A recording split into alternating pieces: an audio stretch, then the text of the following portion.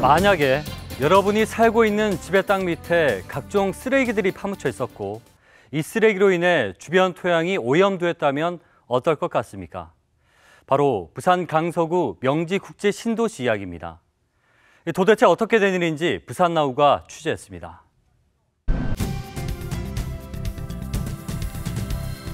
서부상권 도시개발 산업의 핵심인 인구 8만 명 규모의 부산 강서구 명지지구 국제신도시.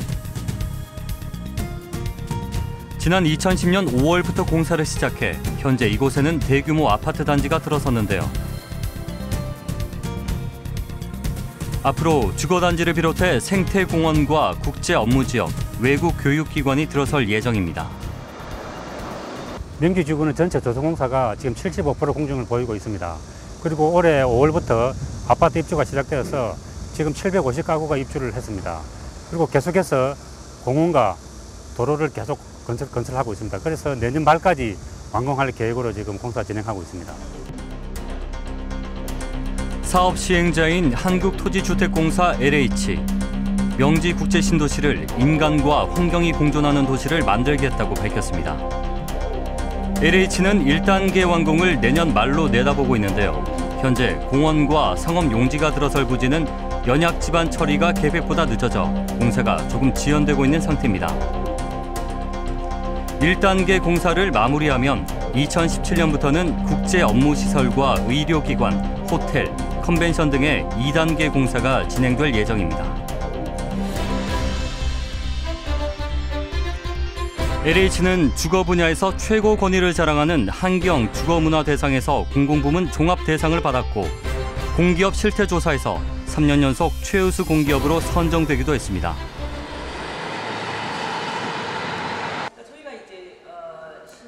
그런데 지난달 명지국제신도시 공사에 문제가 있다며 환경단체가 제작진을 찾아왔습니다.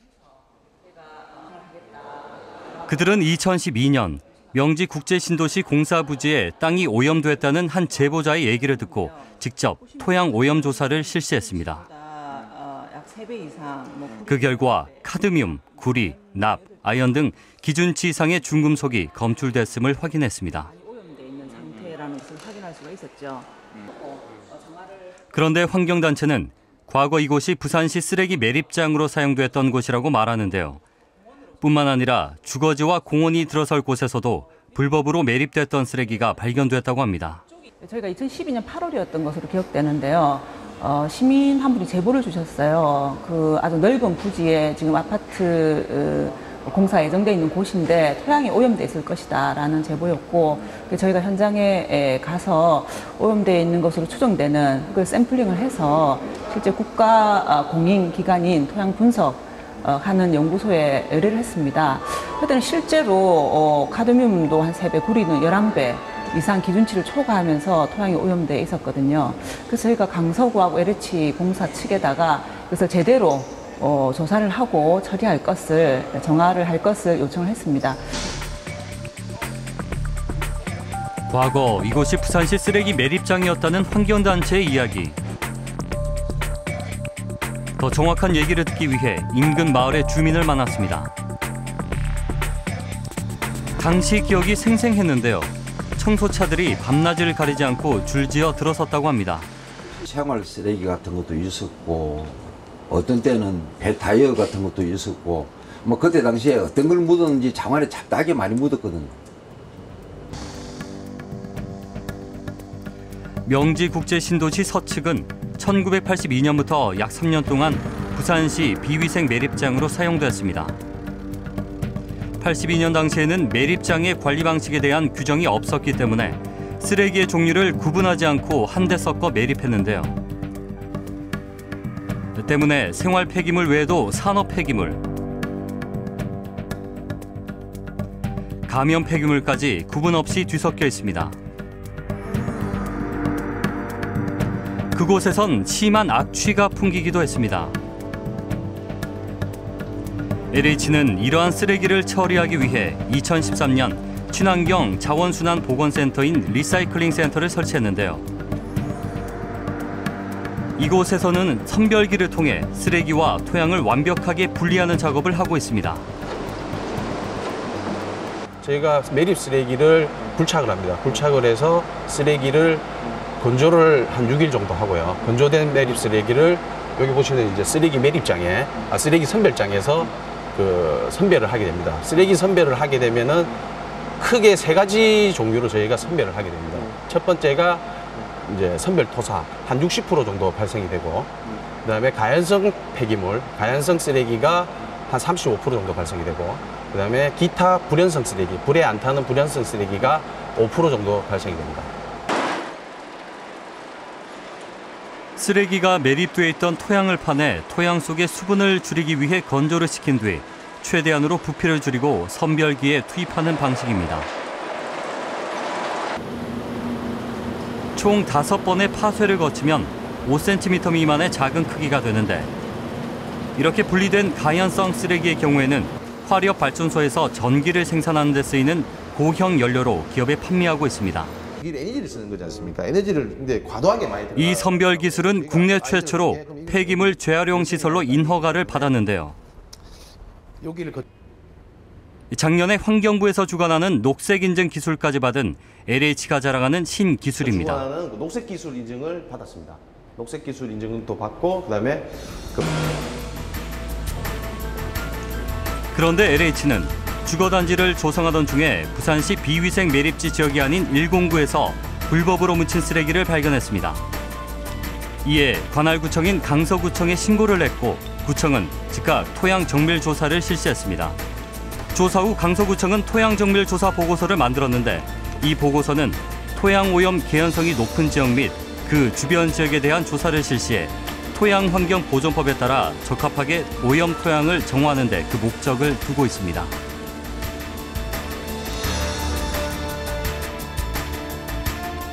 토양 정밀 조사 보고서는 법적 효력을 가지는 국가공인기관이 시료를 채취하는데 폐기물이 아닌 토양 시료를 채취합니다.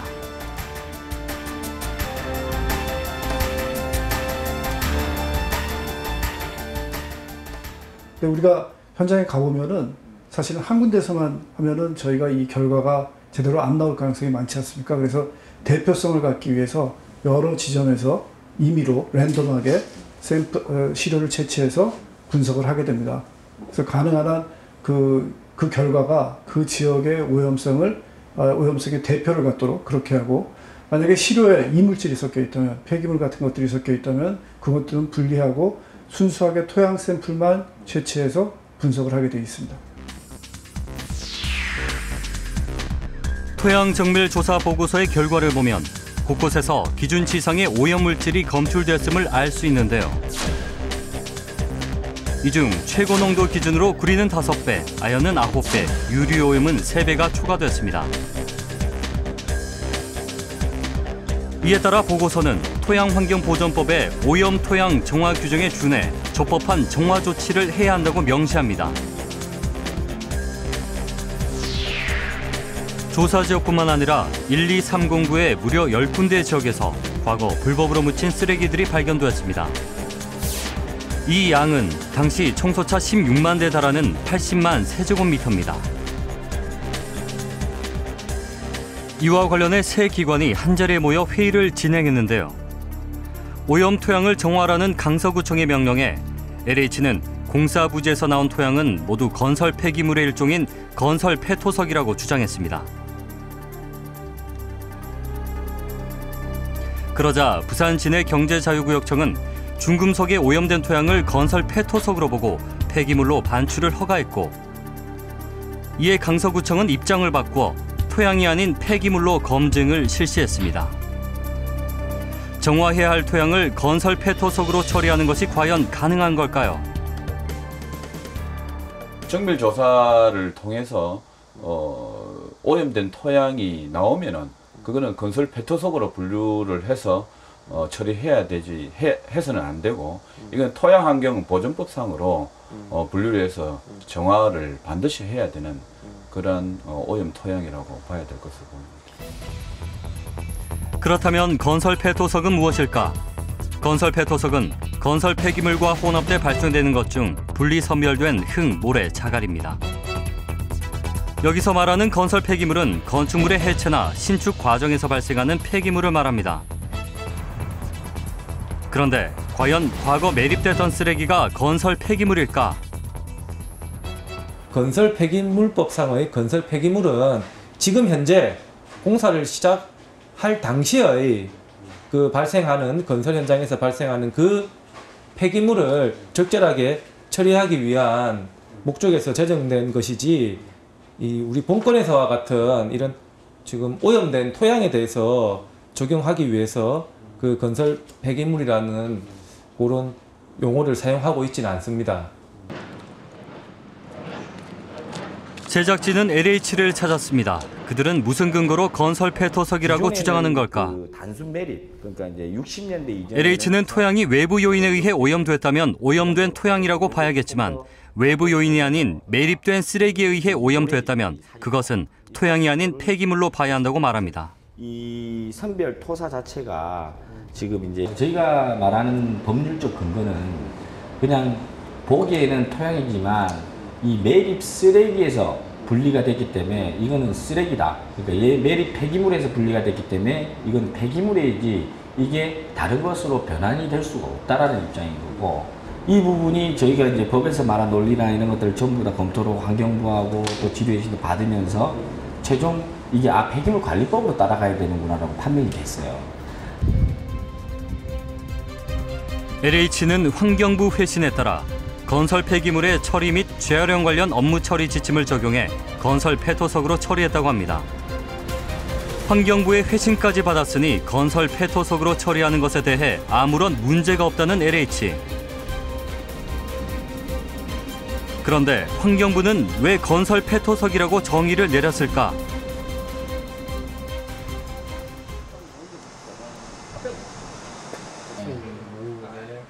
제작진은 환경부를 찾았습니다. 당시 LH 질의에 답변을 했던 폐자원 관리과와 토양 오염 문제를 처리하는 부서인 토양지하수과가 한자리에 모였습니다. 그런데 그들은 놀랍게도 토양이 오염됐다는 사실을 전혀 몰랐다고 말합니다. 질의사항상으로는 주변 지역의 오염 여부에 대해서는 질의사항에 언급이 되지 않고 있어요. 과거 매립된 폐기물에 대해서 매립된 폐기물을 분리 선별하는 과정에서 나오는 폐토석 부분에 대해서 그 처리 방법이 어떻게 되는지 그에 대한 질문이 주요 질문 요지였어요. LH가 환경부에 보낸 질의서입니다. 질의서에는 건설 폐토석의 처리 방안에 대해 묻고 있습니다. 그렇기 때문에 환경부는 건설 폐토석을 처리하는 방법만을 답할 수밖에 없었습니다.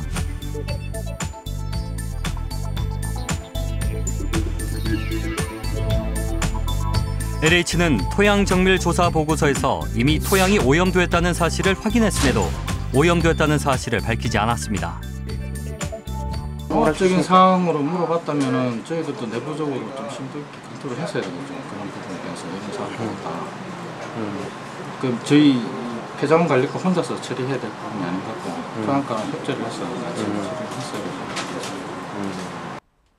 중요한 그 토양 오염 부분에 대해서는 빠져 있었기 때문에 그 부분에 대해서 전혀 내용 모르고 계셨던 거네요. 단순한 질문 상태로 봤을 때는 답변을 그렇게 할 수밖에 없었던 상황이었고 그때 당시에는. 제가 판단하기에는 원집안 부분은 토양으로 보고 정화를 해야겠죠.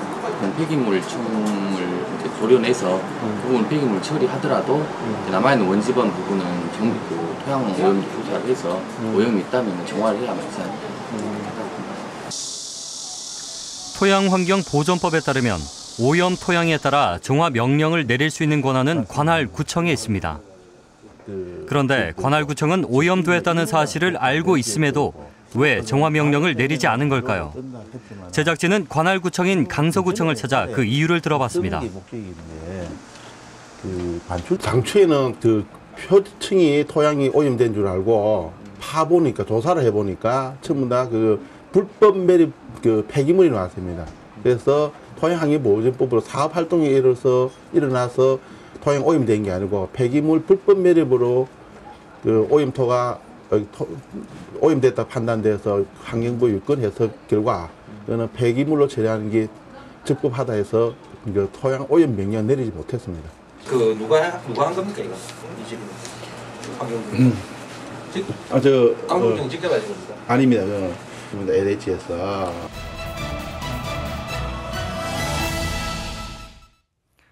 관리 감독의 의무가 있는 강서구청. 하지만 구청은 너무나도 쉽게 사업 시행자인 LH의 주장을 믿어버렸습니다. 강서구청은 LH가 환경부의 질의한 내용을 확인해서 정확한 법을 적용했어야 합니다. 결국 구청은 안일한 행정 처리로 관리 감독의 의무를 제대로 다하지 않은 겁니다. 명지국제신도시 공사 현장에서 직접 가져온 흙으로 쓰레기로 인해 주변 토양이 오염된 땅 속의 모습을 그대로 재현을 해봤습니다. 제가 쓰레기를 한번 빼내보겠습니다.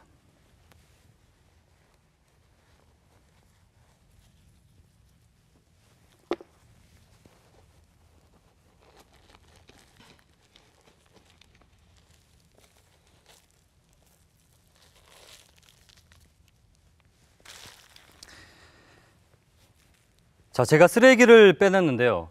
이 쓰레기를 빼내고 남은 토양이 폐기물로 보이십니까? 아니면 정화가 필요한 오염된 토양으로 보이십니까?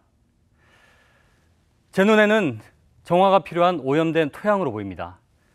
자, 그렇다면 LH는 왜 이 오염된 토양을 정화하지 않고 건설 폐토석으로 처리를 한 걸까요? 명지국제신도시 공사 현장. LH는 내년을 목표로 주거단지 공사에 박차를 가하고 있는데요. 올해 5월부터는 아파트 입주가 시작돼 750가구가 입주를 완료했습니다. 그런데 바로 그 옆에는 쓰레기를 분리하는 선별기가 돌아가고 있습니다. 부산시 비위생 매립장 외에 불법으로 묻혀있던 쓰레기 더미가 발견돼 선별기 석 대를 추가해 작업을 하고 있는데요. 그래서 총 5대의 선별기로 쓰레기와 토양을 분리하고 있습니다. 불법 매립된 총량은 80만 세제곱미터, 쓰레기는 15만 세제곱미터, 65만 세제곱미터는 선별된 토양입니다. 그런데 어떻게 적은 양의 쓰레기가 많은 양의 토양을 오염시키는 걸까?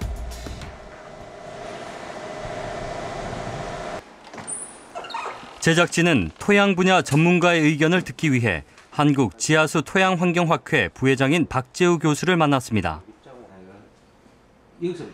박 교수는 오염인자가 어떻게 주변 토양을 오염시키는지에 대해 설명했습니다. 오염의 결과에 따라서 당신 감독관이 있는데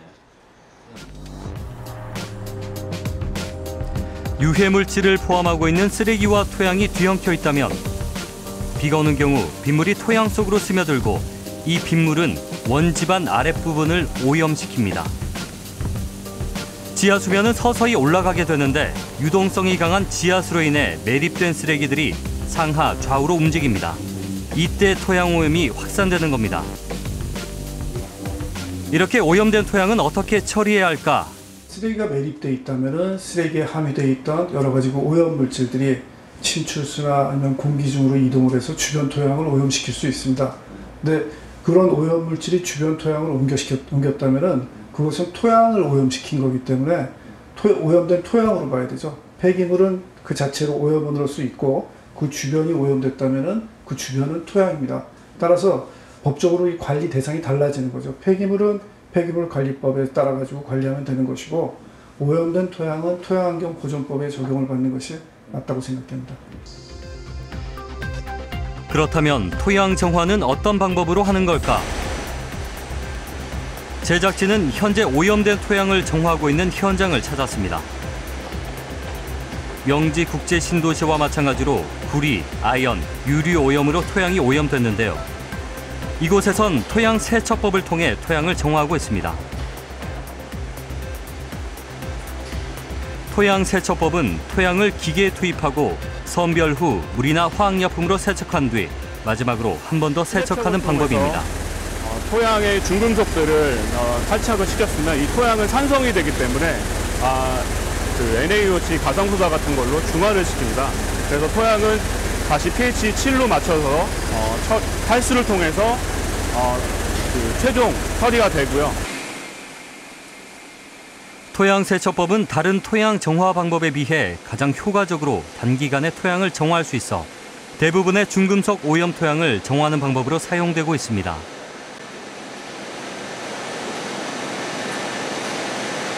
평균 한 50톤 정도로서 연간 한 10만 톤 정도를 처리하는 걸로 알고 있습니다. 저희 현장 역시 그렇게 진행하고 있고요. 대표적으로 지금 수행 중인 곳이 장항제련소인데 저희 플랜트 말고도 그 세계 공구가 컨소시엄을 이뤄서 처리를 하고 있는데 3개 정도 플랜트를 설치를 해갖고 대규모 용량을 처리하고 쉽게 정화하고 있는 걸로 알고 있습니다. 가장 적합한 정화 방법을 사용한다면 토양을 정화하는 데는 크게 어려움이 없습니다. 그럼에도 LH는 왜 토양을 정화하지 않는 걸까? 제작진은 LH가 오염된 토양을 정화하지 않고 건설 폐토석으로 처리한 이유에 뭔가 의문이 들었습니다. 일단 매립 기준으로 돈을 따져보겠습니다. 매립 기준으로 돈을 따지면 입방당 약 5만 원 정도가 소요된다고 볼 수 있습니다. 매립이. 그러나 이제 그리고 또 매립을 하게 되면 즉시 반출을 할 수가 있죠. 그런 부분을. 근데 토양 오염 정화를 하게 되면 입방당 약 25만 원이 소요가 됩니다. 비용도 비용이지만 기간도 상당 기간 소요가 될 것이고, 그리고 이제 또 사실은 오염 정화를 한다고 해서 완전히 모든 오염물이 다 제거됐다는 게 아니고, 제작진은 토양 복원과 유해 물질에 대해 연구를 하고 있는 신현무 교수를 찾아갔습니다. 신 교수는 쓰레기 매립장이 있던 땅의 공사 현장에서는 토양환경보전법과 폐기물관리법이 충돌하는 경우가 많은데 매립지와 주변 지역 부지의 특성을 보고 판단해야 한다고 말합니다. 그냥 매립지가 아닌 단지 내 다른 어떤 부지들, 그 주가 흙이 주가 되기 때문에 그런 곳에 불법 매립을 함으로써 주변 토양이 오염되었다면은 그것은 폐토석이라고 보기는 곤란하다. 저는 그렇게 생각합니다. 그것은 분명히 이제 다른 어떤 불법 매립으로 인해 가지고 주변 토양이 오염된, 그건 오염 토양으로 봐줘야 되기 때문에 그거는 토양환경보전법에 따라서 그것을 처분하는 것이 당연하다고 생각하고 그런 사례는 또 많죠, 지금도. 그런 법률은 제가 아는 법률은 없습니다. 출발이 오염된 토양은 건설 폐토석으로 보지 않는다. 이러한 법률 조항은 저는 본 적이 없고, 예를 들어서 이게 있다고 하더라도 이걸 일단 시발점을 토양으로 보니까 이렇게 들어가는 거 아닙니까? 이거 토양이 아니죠. 토양이 아니기 때문에 이렇게 올 수가 없죠. 건설 폐토석이 오염됐냐 안 됐냐는 갈 수 있지만 오염된 토양이 건설 폐토석이냐 아니냐로 갈 수가 있는 겁니다. 왜? 시발점 자체가 아까 말씀드렸듯이 이거는 폐기물 관리법에 의합니다. LH는 쓰레기에 의한 토양 오염이니 토양이 아니라 건설 폐기물의 일종인 건설 폐토석으로 봐야 한다고 주장합니다. 그리고 건설 폐기물의 처리 및 재활용 관련 업무 처리 지침에 따라 오염된 토양을 폐기물 처리장으로 반출했습니다.